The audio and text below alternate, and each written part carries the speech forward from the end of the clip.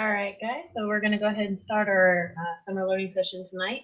We are going to be talking about calendar and events, like creating events. I'll touch a little bit on calendar and kind of some important things that we need to do, but then more importantly about like creating those events and what does it mean to create an event and the details that go into that event. Before we begin, don't forget sessions are recorded and they're available to view after this session. The best place to view the past sessions is if you go to YouTube and search for my name, Kate Hyland. And you can see all the past sessions there. I found a couple that were unlisted, so I threw them back up there. So if there's any from the last week that you didn't get, just kind of know they're up there now. You can enter any of your questions over to the right, and I'll answer them as we go. You should have the Q&A up, so you can put those in there if you want. If you're watching through YouTube, just remember that you will not have access to the Q&A, but you can always email me, and I'll try to respond after the session. Also remember there is a slight delay to the video. There's about a 10 to 15 second delay, so I may be talking about something. If you would put in a question, just know that it's probably about 10 to 15 seconds down the road that I catch it and then I glance over and I see it. At the end of the session, I will send you or share a link to the follow-up survey. You do need to fill out the survey in order to get PDC credit, but even if you don't want PDC points, I still appreciate the feedback from the session, so please just go ahead and put in there and put your information, and if you don't want the credit, just write that down at the bottom if you want to. All right, so calendars kind of are one of those things that what's the purpose of needing it? Do you use it? Do you not? I really like having my Google Calendar because I put all my information there. It actually shares to my phone. Other people can look at my calendar to see what's going on, see if I'm in the office or if I'm going to be gone. So I use my calendar a lot, but some other situations in the classroom is obviously you can share your calendar. So if I've got a calendar up, and turn this one off because that's my personal one. So this is my calendar. And I'm not even in session yet, and I've got a lot of things going on. So it's kind of getting busy for me. So I put all my different events, reminders for myself, all of that in there. That's my calendar. But then when I share it with my coworker in my office or in administration, they know where I'm at or what I'm working on. That way they can find me if they need to track me down for anything. The other thing that I find that's very useful, and I used to do this when I was back in the classroom, is if you keep a class calendar. Now this is just my account calendar, but if I had another calendar, I actually got this one for the coming up Google Classroom sessions later this week and next week, I could create a class calendar that would have different events or activities or things on it. And then what you can actually do, when I pulled up Heather Watt's page because of this, is you can embed that calendar onto your website. So this is something that she has done here. Now know that, so this is how I would use this calendar. She didn't have anything on here right now. It's just something we kind of worked on there towards the end of the year. But you have that capability that if you want to have a calendar for your class to view, is you can actually do some embedding. So this is another reason why I'd use a calendar. If you're interested in embedding a calendar, just shoot me an email afterwards, and I'll get you the directions to that. It's one of my favorite things to do. I actually embed another calendar, but I use it on my Google site, so it's just a little bit different. But I want to show you can do this on the website. And I think it's a little easier because then I just go to my Google Calendar and do my updates, opposed to having to log into Gabbard and then doing the dates. And I know I've had some difficulties there. So kind of keep in mind, those are kind of some reasons why you would use the calendar. I use my calendar a lot. I use it for both events that I'm scheduling with people as well as just creating my own to-dos. And right now it's getting kind of to my own to-dos because it's just kind of my world and getting it back together. So first off, however you view your calendar, you can view it in day, week, month, and you can actually customize this. Mine is customized to be 5 days. This is week view. I'm not as much on the week view for some reason. I just can't visualize it as well, so I'm a little bit better on the month view. So I always have mine on month view. To create an event, all you have to do is you can click and you can actually type this information here. It even tells you kind of how you can put it. This is like a quick ad. If you want to quickly add an event, like you know that you're going to have, you can say dinner at Jenny's at 7 p.m. And if I hit create, then to see it go ahead and says dinner at Jenny's at 7 p.m. So that's a really quick ad. For some reason, I don't always click to do that, so it kind of depends on what's easiest for you. For me, what I actually do is just go to the date and I just double click, and that opens up my event details tab. From here, you go ahead and you put in your event title, what's it called, and I'm going to go ahead and say my test event. If you're in month view, it always comes up with the day automatically selected, so I just have to uncheck that in order to pick a time. And then you just go through, you select your time. I can even make this go over multiple days. So if it started on the 3rd, but it ends at 9 o'clock on the 4th, that's one thing I really like is because I can pick my start time and I can choose a different day and pick my end time.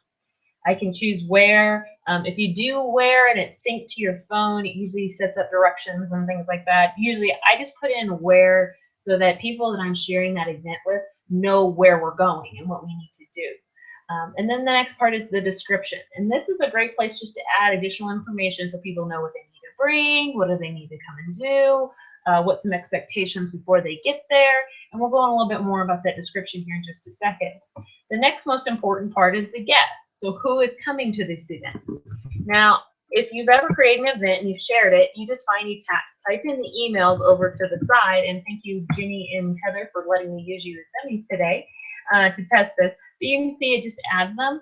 If I said, hey, I didn't mean to add her, I can always hit the X and I can bring them off and them put on. But the most neat feature that the more and more people that actually use their calendar, the feature that I really, really like is find a time. When we get back into school, we are busy. There are a lot of things going on. So I like find a time, and this is just per day. So as I scroll down, oops, I got Heather Watch. She's got a great update. I can't schedule anything at that time. Ginny's free. So across the board, if I were to click on this, I see that everybody's free, and it chooses my time. I can also change that time up here if I want to change the time. When you hit tab up, it's going to overlap there. I see a little bit of a conflict. And so you can kind of see some of the different things you can do. I can also back out and go to a week. So you can see I have other events going on. You can either click to choose where you want that meeting to take place, or you can choose one or the other, but it has it all color-coded. So the more that people use their calendars and put events on there, this find a time comes in really handy when you're trying to schedule it. Now, I got to the end of the year, and I was trying to schedule stuff, and I had to really pull up the find a time to see what everybody had available. So I really like find a time. I can still add people over here if I need to add them, or I can remove them if I just want to look at a couple of people at a time to see what events are taking place for them. All right, so that find a time comes in super handy, especially when you get a lot of people in there, but that calendar can get a little chaotic. So remember, when you always add these people, you can also choose what you want those guests to do. If you want them to see the guest list, if you want them to be able to invite others, you can check or uncheck that time. What I also do like, and I haven't used it a whole lot, but it's suggested time, which it goes into those calendars as well and says all the participants can attend, or this is a good time. And actually, if you have more people, it's going to say like Heather could not attend, but 2 participants can. So it kind of gives you some options of like, hey, this would be a good time. So that suggested time comes in handy as well. But again, it's reliant on everybody using their calendars and having their information in there. So as we scroll down the different information that can be here for you on calendars, the other things that I like to use are actually the notifications. You can choose to have an email, text message notification, or just a notification, which is a pop-up. The email, it kind of just depends on you. It will send you an email. I do that for things that I'm just make sure that I don't forget. If I'm away from my computer, I almost always have my phone, so I know I see those emails right away. This year, if I had to go pick up my kids for something, I made sure it sent me an email notification and a pop-up notification. So it didn't matter if I was sitting in front of my computer or if I was walking away, I usually saw that email pop up. This text messaging notification, you do need to set up the text messaging capabilities, which is under the settings. So if that's something you want to pursue, just make sure you get into the settings and get that set up. What I really like is that I can choose to add multiple notifications. So I can choose to have one notification that comes up at 10 minutes early, but maybe I want an email to be sent to me a day beforehand. So if I change that to one day, it'll email me the day before. So I can choose multiple notifications that I want to. My default notification that I've set up is at 10 minutes, and it just gives me a pop-up. Now, these pop-ups only will come up if you have your Google Calendar up, or I believe your email. I'm not probably 100% on that, I'm sorry, but I think it's my email as well. But I usually always have my calendar up, and I actually pin my calendar. If you've never pinned anything and you're using Chrome, at the very top, if you right-click and say Pin Tab, you'll see it jumps down like that. It means I can't automatically close it. And even if I were to close my window, those tabs would be the first thing that pop back up. So I always have like my email, my drive, and my calendar are always open. And just in the background, you actually see I have things pinned here, so I always know to tap them at the end. But those things I can't automatically, or I can't accidentally close them. So if you're going to use the notifications and you rely on those little pop-ups, you want to have your you want to have your calendar up and just pin it, and that way it shows up every day. You don't have to reset that up. All right, so I'm going to unpin that because I don't want it to be up there right now. You can do some of the different visibilities and items like that. I really don't mess with those too much other than making sure I show if I'm busy or available. The reason this is a big deal, that if you just are putting a reminder, like it's your my daughter's birthday, and I don't want to make sure it shows me, I want that notification and know that it's her birthday, but when we do the find a time feature, I don't want people to see that I'm busy, so I'll actually choose available. So it means I'm actually available even though I have something on my calendar. And that's just kind of a nice courtesy etiquette thing. Again, the more people that use their calendars, and if we get into that, those find times are going to become super, super important. So that's all the kind of the details of the event page. Now, the next piece that I really think is important when you start using your calendar, and the more and more you use it, is adding your attachments or your agendas and information.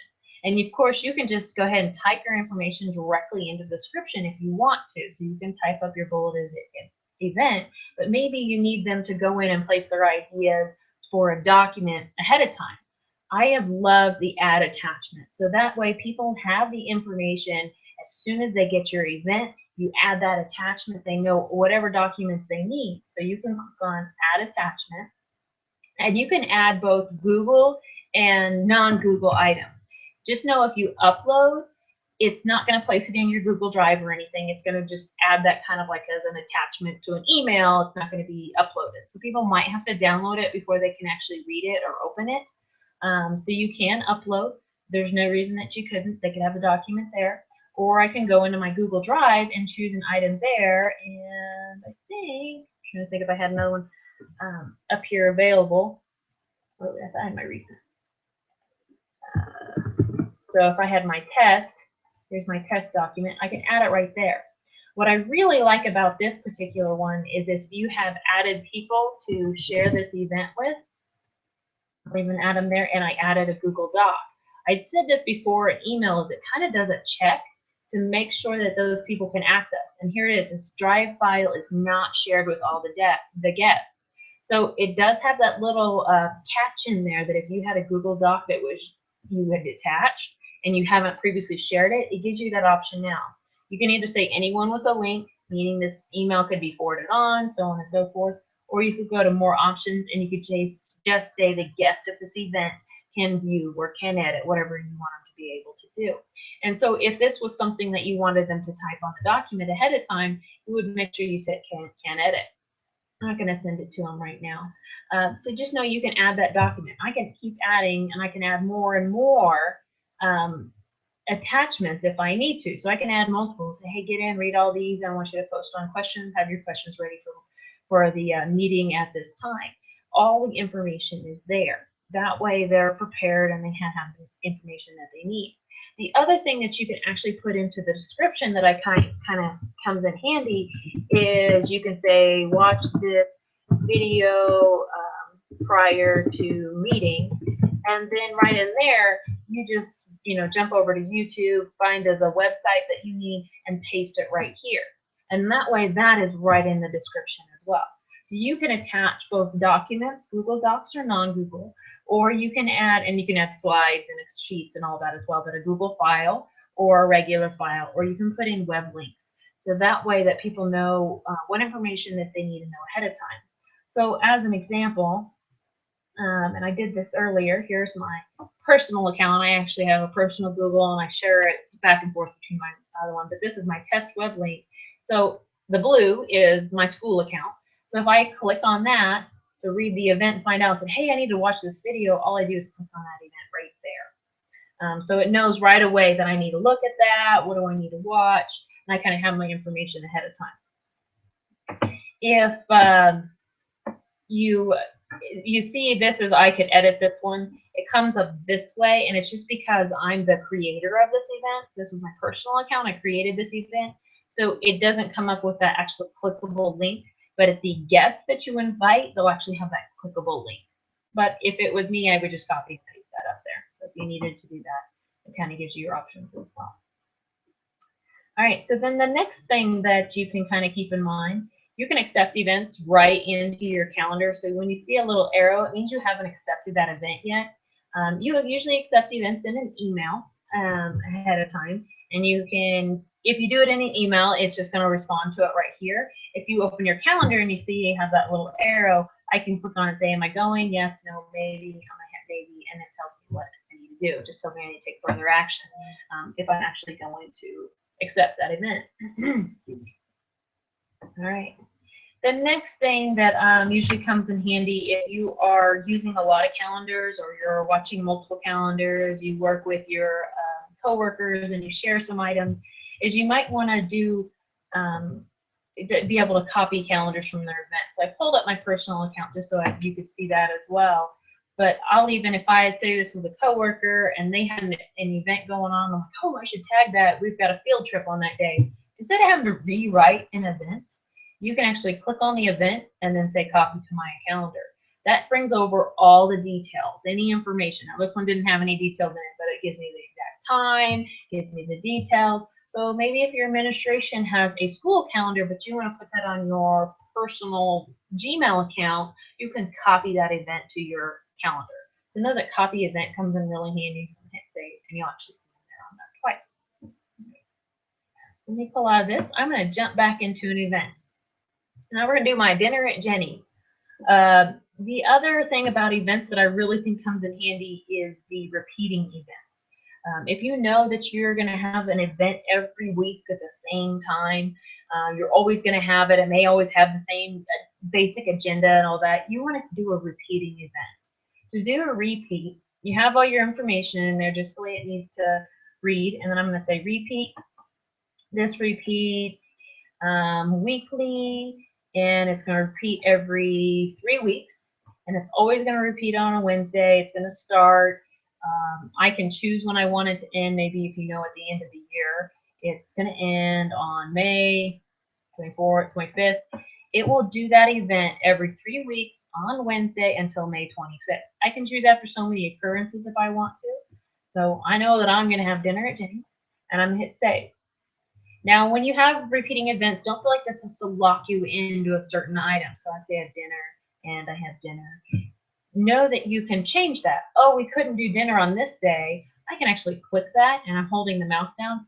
This day, we have to do dinner on Thursday. And so I can change that there. Your other option, and it just changes that event, is if I come up and I say, oh, that's not going to be the right day. I'm going to have to move it here, and I click save. It will ask if you only want to make changes to that event or all following. So from now on, is it always going to be every Thursday or every third Thursday, or are you just going to change this event? So I'm going to say just only this event. So that kind of gives you some options there when you're doing repeatable events, and that way you don't have to enter in there every single time. What I do like then, if I decide, oh, we're not going to have dinner anymore, I hit delete, and it will delete that event. Oh, it's not letting me do it. Maybe because I already made changes to those. There it goes. The ones that I already made changes to, it wasn't going to kick it, but here it says delete the recurring event. Only this instant, all following, or all events in the series. And I'm going to create all following. From now on, we're not going to eat dinner together anymore. So I really do like repeating events, especially if you have a lot of information written into that, so you don't have to rewrite it every single time, but everybody knows exactly what's going on. Those events are scheduled well out in advance, but you can make changes to that if you need to. The other thing that kind of like repeating, but maybe they're not always like a consistent repeat. You can't say it's every third Thursday. Maybe it's on a Tuesday here, and it's on a Monday here, and it's on a Friday 3 weeks from now. You can also duplicate events. And particularly for things that you might have a lot of stuff written in, if you want to duplicate an event, just open it up, and right here on more actions, you click on that, and then duplicate event. So we'll do this a lot in our office. If we have a lot of information written here, has a lot of links, has a lot of information shared, and I just don't want to rewrite that if I'm inviting other people at just a slightly different time, I can go ahead and say duplicate event, and it's going to be at 8 o'clock. I'm going to change this so you can see it's going to be PJ. And I'm not going to have the repeating anymore, so I don't have to rewrite anything. It'll invite the same guests. It will keep all your information. It'll keep your links, your attachments, all of that. All I'm going to do is just slightly change the title or whatever I need to do. And then you see I have two. So the duplicate event is really handy as well, particularly if you don't have something that's going to be consistently repeating. You want to use the duplicate event. All right. So that's kind of the basics of creating an event in Calendar or working with those events and the things that you need to do. What I really have found that I've gotten used to, oh, I didn't turn it on earlier, pull over here, is you can actually turn emails into calendar events. So if you want to have that email attached right to that event, you can do that. So we'll say here, this is an email that I want to include on, this is something I got to get done. So I'm going to check it. And I'm going to go to more. And if I want to do it until I can actually get into it. There we go.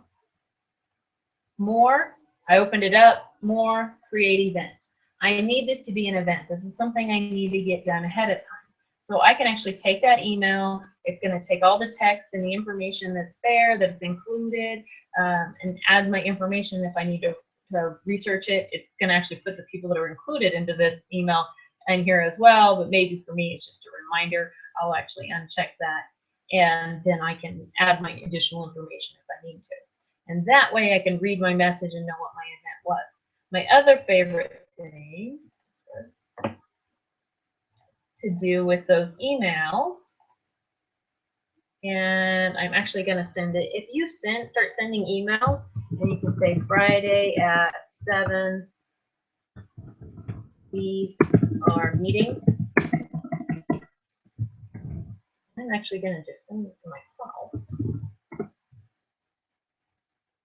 If there's a date or a time written straight into an email, it'll give you a little bit of an underline here. I'm not sure if it'll do it when I'm sending it to myself, but it will give you a section here where you can click on it. Sorry about that, people. I thought I had it here. I think I missed it where I had my dates. Yes, I did. I think I deleted it again. That's what I get for cleaning up my stuff. But it'll give you a little dotted line underneath it, and if you click on that, it'll actually create your event right there. So those are times that you can actually merge both your email and your calendar and the things that you have between the two of them.